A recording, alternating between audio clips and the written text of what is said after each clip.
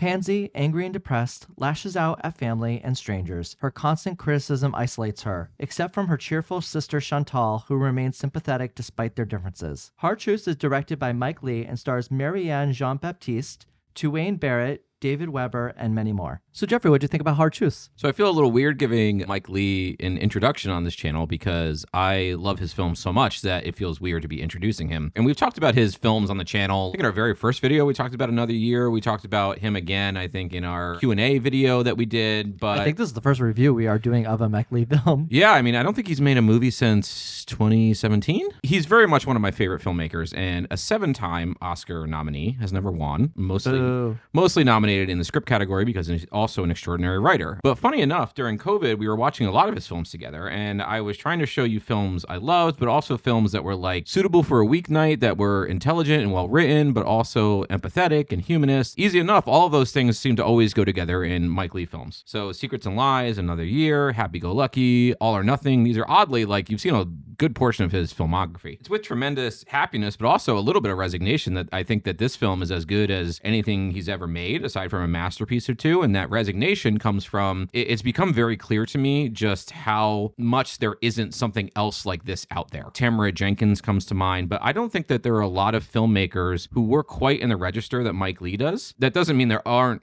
amazing filmmakers everywhere, but the very specific thing that he does with humanity and character building and very tight, extraordinary writing in his characterizations, I don't think is replicated in very many films. How he establishes it so firmly, so quickly, like his ability to give you all these pieces, but also refuse to hand you a character's psychology in totality. Noah Baumbach is a tremendous writer of dialogue and humanism. There's definitely a little bit of Woody Allen in Mike Leigh too, but the so-called kitchen sink drama, it lives and dies with his filmmaking, in my opinion. And I'm very, very happy to see him working again. And although this isn't like my very favorite film of his, I think it was such a welcome return and such like a breath of fresh air, even amongst a bunch of very, very good films that we saw at New York Film Festival. This is still one that really stood out to me. His films are like these little portraits of people's lives, and there's this overarching purpose in them that is to look at the real world, as Leigh puts it himself. His films, I think, more so than many others, really do feel like the real world. They're simple and grounded in nature with a focus on its characters who are always driving the story forward. And a lot of that, I would say, is due to his process of filmmaking. If anybody's not familiar, in this process, the whole film is developed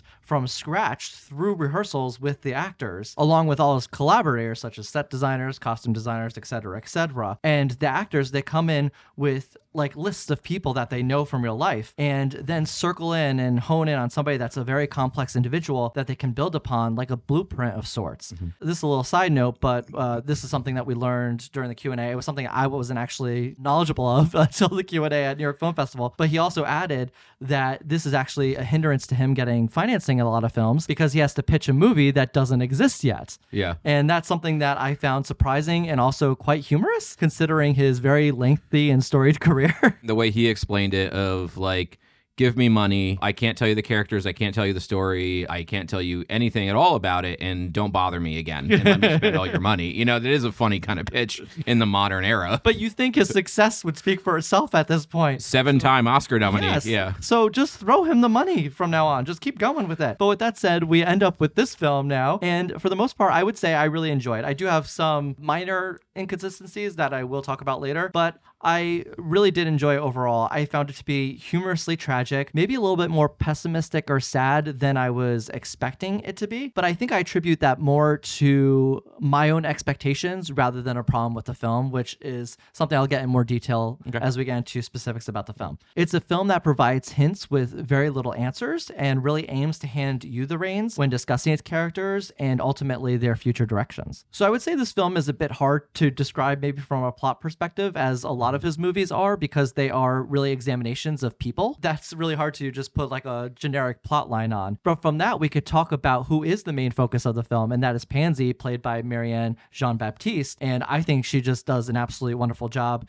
in this role. It's a testament to his process that really involves the actors that I think they become so connected to their characters. And so this woman, Pansy, she is a woman that has so much anger and pessimism for the world. She gets in arguments with absolutely everyone and anyone, whether it's harassing a cashier for not looking cheerful enough or a man who is politely asking whether she is about to leave her parking space. And this distaste for the world is something that she takes home with her as well. She's complaining to her husband and her son at the dinner table about all these people and everything she had to deal with during the day. Babies with pockets. Yes, choices that other people make that she has problems with that she doesn't really need to talk about at all, but she decides she's going to. Her husband and her son are just quiet through all this. And you start to get the impression she just talks so much for everybody else that they could just never get a word in. We see the passivity of her husband and her son. It's understandable that years under that type of homestead tyranny can produce a helpless, quietly suffering soul, for sure. It's very easy to say, what's the use in talking to her? We discussed her son as we were walking out of the theater, and of course, you are always ultimately responsible for yourself, but you're also the product of your environment. And it's no surprise that her micromanaging and her constant criticizing produce a son that feels so small inside. Pansy herself has so many contradictions. She's a robustly unhappy person, unwilling to compromise. She gets good customer service, and she says that they're cheery and patronizing. She gets poor customer service, and she says, why don't you perk up? You're dealing with the public. You know, she blames her son for his life while never admitting her part of it. She seeks a thorough medical examination at one point while refusing head-to-toe treatment. She fears birds and foxes for some reason. Yeah. I think that's part of her strange hypochondria. Anyway, so there's a variety of things going on there. I think a common criticism of the film that I've heard is that Pansy is so unlikable, and without the film deliberately explaining why she's becoming the way she is or why she is the way she is, that it alienates us from an empathetic perspective. And I don't agree with that. Like, firstly, I thought this while the film was happening, but I also saw it echoed by some of what he said during the Q&A of the film, that if you don't know someone like Pansy or you don't identify with her on some level, God help you. Like, there's so much to be angry about and so much to be dissatisfied about, so much pain to deal with. The fact that somebody ends up the way that Pansy is just self-evident in my mind. The other side of the token, if you really do need an explanation of why Pansy is the way that she is, I think the film gives you all of those kernels of explanation if you want to follow them. There are things involving her marriage, her relationship with her mother, potentially her hypochondria, some scenes of real pain where she admits how lonely she is. Her rage is as much of a product of her anxiety and depression as it is the world's at large's effect on her. To me, like, the explanation of that would almost be trivializing to the audience. Leigh kept saying in the Q&A, I wrote this script and now I hand it off to you, the viewer, which I really like. And to didactically explain what Pansy's issue is, I think would be a different kind of film entirely that he just doesn't seem interested in making. There was a question during the Q&A why no one tells Pansy that she has anxiety or depression, and clearly this is the root of many of her issues. And I think the way that Mike Leigh answered that question, and Marianne Jean-Baptiste also answered the question about how you're really just putting a moniker, like a very specific explanation on a thing that has a variety of instances and a variety of causes. To say, oh, this is the thing, makes the audience comfortable. Say, oh, she has depression. Okay, we get it. To walk away from the film with so little answers, it leaves you so much more to talk about on the way home and so many more things to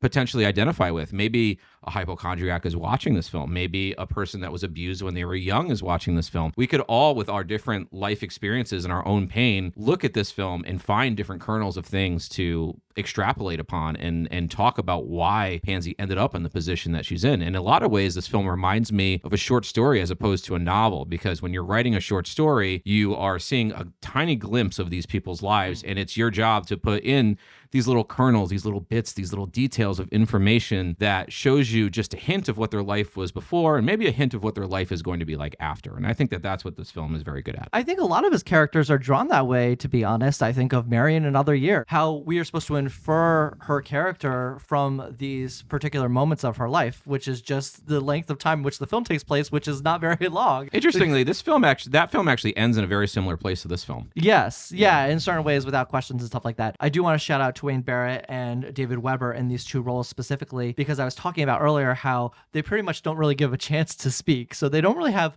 too many lines in the film, but what that means for them is that they have to do so much with just their eyes. And I think they really nail that. Mm-hmm. Tuwaine Barrett just looks exhausted when his mom talks to him. Like, at some point, I think he just shows that he doesn't care, and that's more fodder for her to bother him about. Yeah. Because he looks so disinterested. She's complaining about like what he's going to do with his future, and he's just in his room playing video games. Because she constantly nags him, he just has this wall up against her. It's really a sight to see, but it exudes so much about his character. I think most of the film's lessons really come from Pansy's sister. She has 2 daughters who are given small but revealing subplots. Both of them are undermined at work in some way, and they made tangible mistakes. In both instances, I'm forced to think like how poorly Pansy would react to that situation, and I think that's why those scenes are included, and how professionally and strongly they react to them. Anyhow, we see some small scenes of joy in their household. That household is primarily used as an opposite, an equal and opposite reaction to what we're seeing in Pansy's household, right? So a joy that it transcends so much trauma. It transcends a father who left. It transcends a mother who a variety of things could be said about, but either way, Pansy and her sister had the same mother. It transcends having a lot of money. It transcends the work issues that the sisters are having. So we get this contrary perspective in these scenes where characters lead with joy, with love, with empathy, all while Pansy seems so like utterly unable to attain or tap into that. Yeah, and these differences extend beyond just their characters themselves. I mean, we have Pansy here, who you could see is so buttoned up and so afraid of the world and also so angry at it that her body language, she's so stiff. Seems like she's in an invisible box that's like constraining her. She's always ready for a fight. She's like looking around like... And then her sister, Chantelle, her arms are constantly moving around a lot. She seems free. She seems unburdened by so many things, and it also comes through in the set design. This is like a really cool aspect of the film. Yeah, totally. Because it's the differences in their houses. I remember in the Q&A, they were talking about how Susie Davis, the production designer of the film, was really creating for Pansy this very sterile environment. It's very clean, it's minimalist, it has this very bland color palette. And then you go over to Chantelle's house and there's colorful things. The cabinets have different colors, very maximalistic. So there's all these plants. Yeah, there's all these plants. There's brimming with life. There's actually an interesting thing talking about plants. There's an interesting with flowers that comes up later in the film.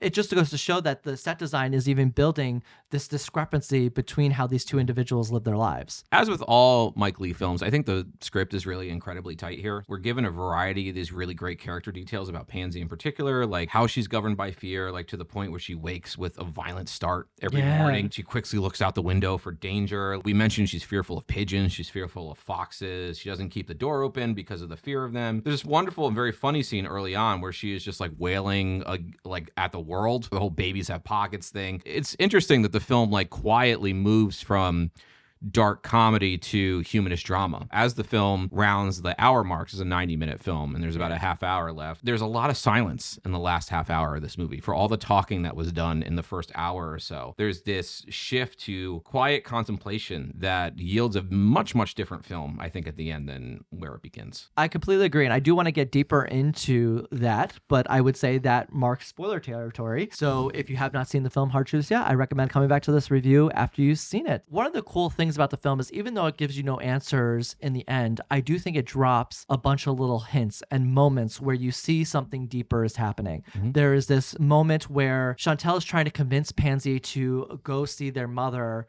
at the cemetery. She eventually does go after making all these excuses for not going. It's in that moment that you get a sense that there's something involving the mother here that had a very big impact on her life and maybe who she is as a person currently. Two moments in particular, and I'm going to hone in on them because they're among the more hopeful moments in the film. She stops by Moses's door on her way up the stairs, and she just has this moment where she just kind of breathes in, and she almost thinks about, seems like she's thinking about going in, and then she decides to go up to her room. But in that moment, even if she doesn't go into Moses's room, to me, that's just like the littlest bit of growth. The fact that she's not opening the door and just wailing on him the way that she always does, then she leads with a little bit of sympathy and she says, oh gosh, maybe I do need to change, you know, possibly. So that's one moment. Another moment is she's so afraid of the outside, right? Of the pigeons, the foxes, the whole thing that we've been talking about. There's this moment that she opens the door and she takes this like big sniff of the outside breeze. Yeah. If this was a different film, it almost would have ended with her like going outside to feed a pigeon or something. Like, I don't think that this film is that interested in giving us the answer of like, she's definitely going to change. But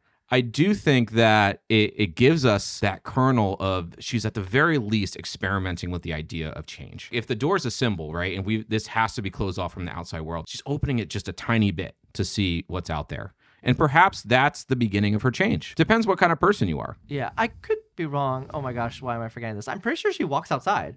And she stands out there on the patio for a little bit. I remember her opening it and sniffing. Yeah. Yes. Yeah. I think that was a little bit earlier. And then I think she actually goes outside towards the end of the film. Okay. I think I remember that very specifically because I don't think she had shoes on. So she was doing barefoot. And I remember thinking like, oh, going out with shoes on, this place that she thinks is so dirty. Oh, interesting. So, yeah. So I found that very interesting. Just in case we're wrong, we saw this movie 2 months ago. Yes. So I apologize if I'm wrong. If I'm making this up, can you imagine if I was just making that whole part up? Oh, God, like I hope it happened, not. I did. I don't think I'm making it up. But So there's this other moment with Chantelle that I think is a little eye-opening because it's more of a acknowledgement of her problems. There's a moment where Chantelle just asks, she's like, why can't you just enjoy life? And she's like, I don't know. It's like an acknowledgement that there's something really wrong. It's heartbreaking to see her in that moment because she knows there's an issue. She has no idea what it is, but she knows that it's plaguing her. And that's just so devastating because what's worse than knowing something's wrong with you, but not knowing what it actually is. This is actually another thing I'm paraphrasing from the Q&A, but when we have these real life interactions, if we interact with a pansy at the supermarket or something, I interacted with a pansy on an airplane recently. Yes, if you remember. You did. Anyway, not to tell that story, but we don't walk away from those situations and say, oh, that person clearly has OCD, or that person clearly has depression, that person clearly has a poor relationship with their father. These are the things we insert into fiction to make things make sense. The real life is that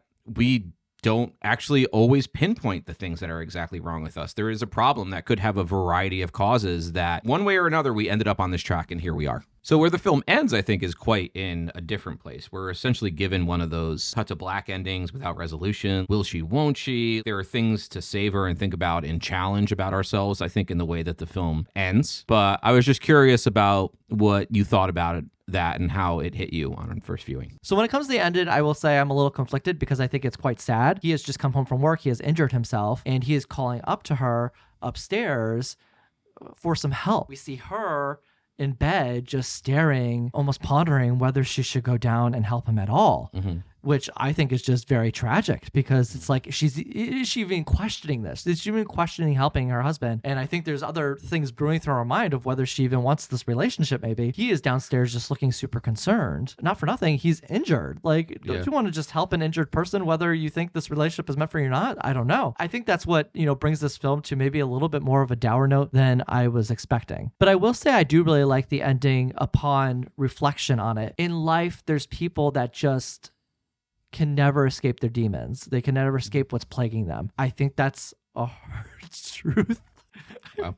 I didn't mean to use that as a pun, but I think the title of the film really works well. How many people just unsubscribed? Oh my gosh. Honestly, I think the title, Hard Truth, that's what it is. It's a hard truth. It's a hard pill to swallow that some people in this world, there is no evolution. There is no change. I personally know people like that in my life who are simply just never going to grow. And they are always going to be plagued by the same thing. And it's tragic. I'm not saying you're saying this, but I don't see it as a happy ending or a sad ending, but just a refusal to answer the question. Who you are as a person is probably going to be interrogated by the end of this film. And I have a similar idea to you that when it first ended, I was kind of like, oh, there was this disappointment because you just naturally, when you were watching a story like this, you want to see some sort of resolution. I would even sometimes be happy with a resolution of they don't change. They stay the same. We get the inside Llewyn Davis treatment. Upon reflection, and again, I keep using this word kernels, but upon the kernels that were left for us to put together of the story, I actually really like the ending a lot. And I'm anxious to see the film again when it comes out. I just think that there's so much here that was carefully considered and thought about that the open-endedness of so much of the characterization actually really makes a lot of sense with where it ends. Yeah. So I agree with you. Upon reflection, I like the ending so much more than I did at first. On that note, I will say one of the issues I took with the film, and this is something that I alluded to earlier, is that I think the characters of Moses and Kirtley, the son and husband, I don't think were provided with enough information. I think too much prominence is put on Pansy's character, which is understandable because it is sort of her movie. It is really about her in the end. But I don't know. I feel like I need a little bit more from the family members to paint this entire picture. This film is like a tight 90 minutes. Maybe they could have made a little extra time to give us some of that characterization. We do get a little bit, we didn't mention this, we get a little bit of a happy ending for Moses potentially, even if it's the start of something quite good. Someone's treating him like a person. Someone's not bullying him. That's certainly something to hang our hat on like the optimism side of things. You're right. I think that this film had a little room to maybe give us 5 minutes with each of those characters or to deepen them a little bit. We get to see a little bit of her husband at work, but I'm not sure that does much in terms of characterization. So yeah, I understand that. In some ways, I think their characters are just there in service of Pansy, which maybe is a flaw. So you ready to go grades? Yes. Maybe I'm being a little generous to this film because I feel like so few people, so few writers and directors work in Mike Leigh's register in terms of fully understanding the human experience and like giving us all of these things to think about within an extremely complex characterization. And again, getting these very fully lived in, just extraordinary performances out of his actors. So I'm going to give this film an A-. It's one of my favorite films of the year. And again, some of that is just a breath of fresh air of having Mike Leigh back in my life after a long time. But I really endlessly enjoyed this film and I found it so interesting to ponder. And I think a lot of people seeing it may find it a bit slight and may say there's not enough there, but I actually think that there's so much there. I think it's a very deceptively simple film that's actually quite complex in its subtext. So I really like this. I completely agree. I wouldn't disagree with you, but I would say I wanted a little bit more, especially with the auxiliary characters. But with that said, I give the film a B+. I really enjoyed it. Like you said, I love Mike Leigh's work. I love seeing these little portraits of people's lives. And I think that's just a testament to his craft and mostly his process, which is just so unique. And the way that it involves every department and every actor in really developing the film and creating it from the ground up, I think we're just left with something just so unique. All right, and that's it for our review of Hard Truths. Hard Truths will be opening in theaters December 6th and expanding the month following that. So if you haven't seen it, go check it out. Let us know in the comments, what did you think about this film? As always, thank you guys for watching, and we'll see you next time.